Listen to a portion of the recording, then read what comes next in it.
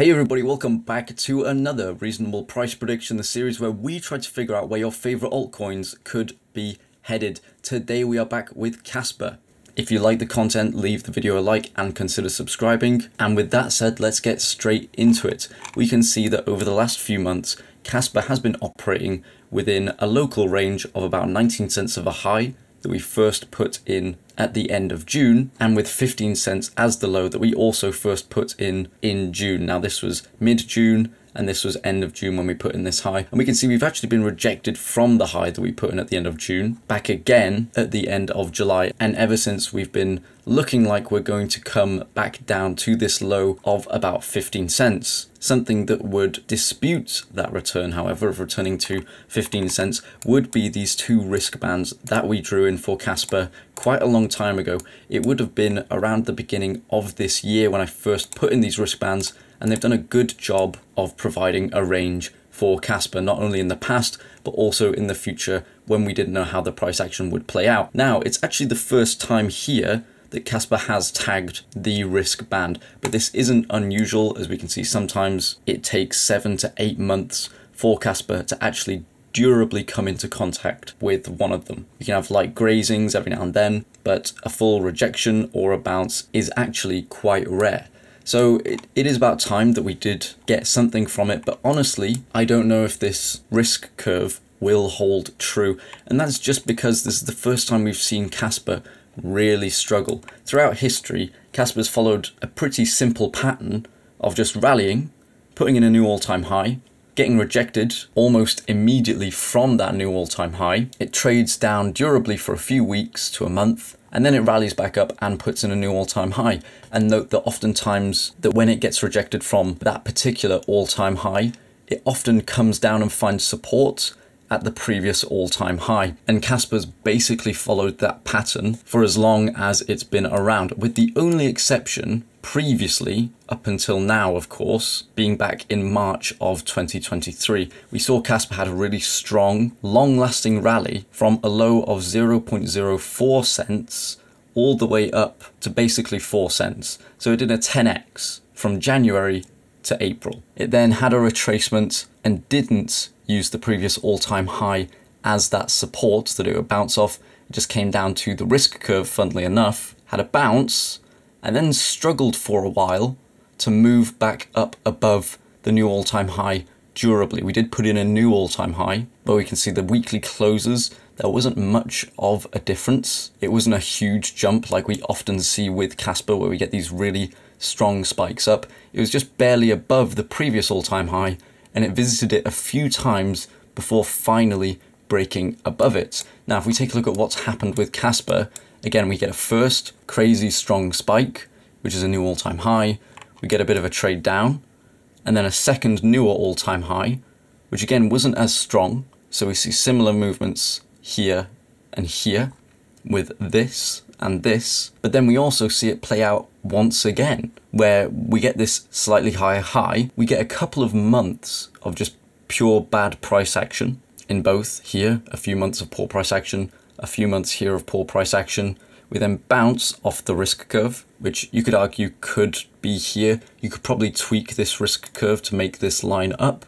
For simplicity's sake, we'll just say we bounce more or less off the risk curve. We move back up. We put in a slightly higher high above the previous weekly close, slightly higher high above the previous weekly close, and then we spend the next few weeks basically going just above and just below that previous all-time high. That's basically what we saw this time. And we can even look at the time frames.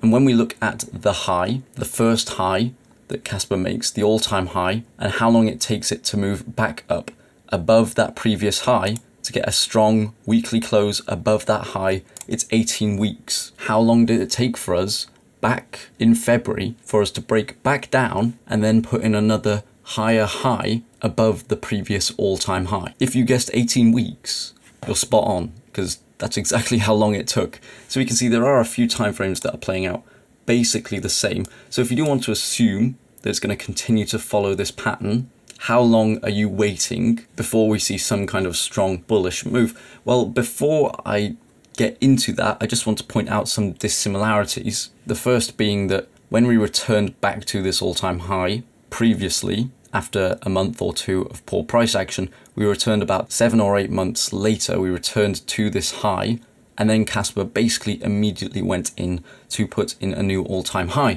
We've seen that if we zoom in, we have returned back to this high, and Kaspa has not gone on to put any strong moves in since then. And we're currently on week 4 after that return to the high. Another thing we do often notice as well is that when Kaspa does put in a new all-time high, we do oftentimes see some kind of very strong correction over the next few weeks. We haven't had a very strong correction yet, so you could interpret that as one's about to arrive, or that we've dodged a bullet and we're not going to get a strong correction this time. Ultimately, if we're not above this 17-cent level by the end of the week, if we don't have a weekly close above this level, I would expect poor price action. If we are above the 17-cent level, I would be more likely to consider a strong bounce upwards in a similar way that we've seen before, whether it is a crazy strong move like we saw back in October where we move up 250%, or if it's a much more relaxed,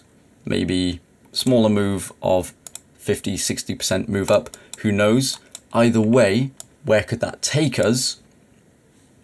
I personally don't think we'll see a move straight back up to the top risk band. If we did that, if we were to jump up there tomorrow or next week, that would put Kaspa at a price of 50 cents, which would be a 200% move. It's not unheard of for Kaspa, but I just don't think that's what's going to happen. If we take a look back at Kaspa in the past, it's never really bounced from the low straight up to the high. There's always been some kind of from the low to a high level, but not to the higher risk curve, a retracement, and then straight back up. We've never seen it go from the low immediately to the high, so I wouldn't expect this time to be much different in terms of where it could go.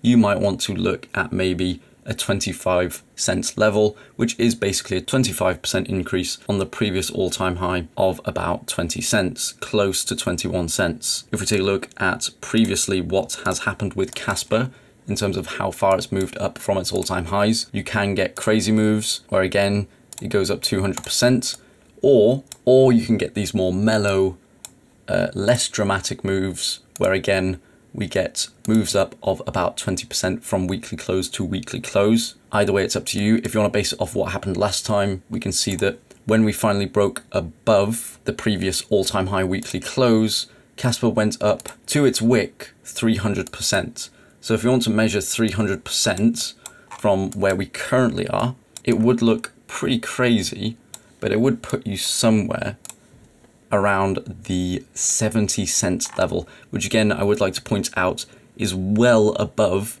the current risk curve. And again, it's important to remember that as time has gone on, Kaspa has seen less and less volatile movements. Now, the movements are still extremely volatile, but they have diminished over time. And this is normal. So it's not unusual to assume the same will continue while we're not even in a bull run yet. You know, the rest of the crypto space is still collapsing. Meanwhile, Kaspa has put in a new all-time high about a month ago. If you are expecting that 300% move, which I don't think you should, but if you are expecting it, if it's going to also tie in with the risk curve, you've got to wait until about December, the end of the year, without it moving out of the risk curve and more or less invalidating that model. But to be honest with you, not many models hold up with the test of time. Anyway, that's enough about Kaspa on the USD chart. Let's take a look quickly at the Bitcoin chart. We can see that again, like the USD, we haven't really had similar price action like this before with Kaspa, although the Bitcoin chart is a lot less bullish looking than the USD. And it actually does remind me quite a lot of the Solana Bitcoin chart, where we put in these highs back in 2021. This is of course end of 2023 for Kaspa, and then now Solana is kind of returning to those highs, but still got a bit of a ways away on the Bitcoin chart. Kaspa looks very similar. Anyway, the only comparison that I can really make is this period of time here from mid-November all the way to mid-February. So a 3-month period where Kaspa put in a high, had a retracement, traded sideways for a month and a half, and then finally shot back up to a lower high. It's important to remember that it was a lower high before collapsing even further down. Now, recently what we've seen is that Kaspa rallied up to this high. It had a bit of a sell-off, but nothing compared to what we saw before. Here, Kaspa dropped from, we'll go from the high to the very low. Kaspa dropped 50% and dropped even further on a crazy wick, but we'll ignore that. What we've currently done is from the wick high to the wick low, Kaspa's dropped just under 20%.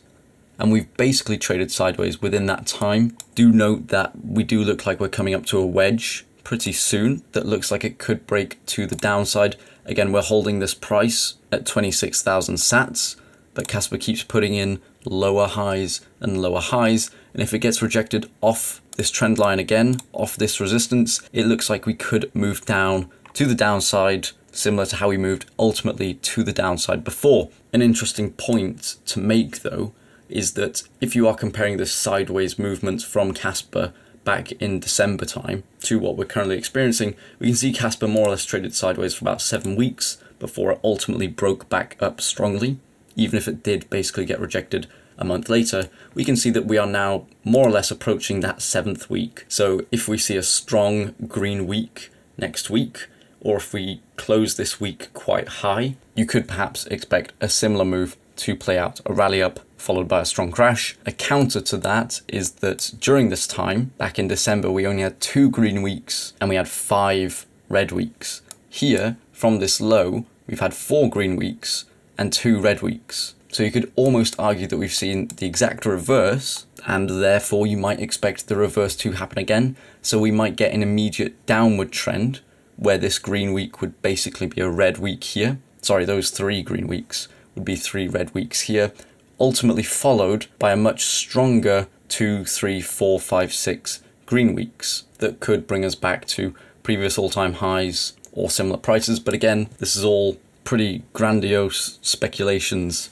Another interesting point to point out is that we've basically seen half the move that we got back in November, this first strong move that set the high. We've seen about half of that. So from low to high, from lowest wick to highest wick, we got a 112% move. Back in November, we got a 220% move. If you wanted my personal opinion on where I think Kaspa is headed, I think we're going to see it give up a little bit more to Bitcoin before ultimately rallying up against Bitcoin. A lot of the things in the crypto space are pointing towards a few more months of weak Bitcoin altcoin pairs. But I think once we get that final leg down, that final capitulation that we've all been waiting for so long, we should start to see altcoins really recover and even excel against Bitcoin. That's at least what I am hoping for, but I'm not hoping for it blindly. I have good reason to believe it. Anyway, I've gone on for long enough. If you liked the video, please leave a like. If you didn't, leave a dislike too, that's totally fine. Consider clicking my face over here to check out other content that I've made, or you can just click this video up here as Google thinks you probably want to watch it. And if Google thinks so, it's probably right. Thanks so much for watching, guys. Take care and peace.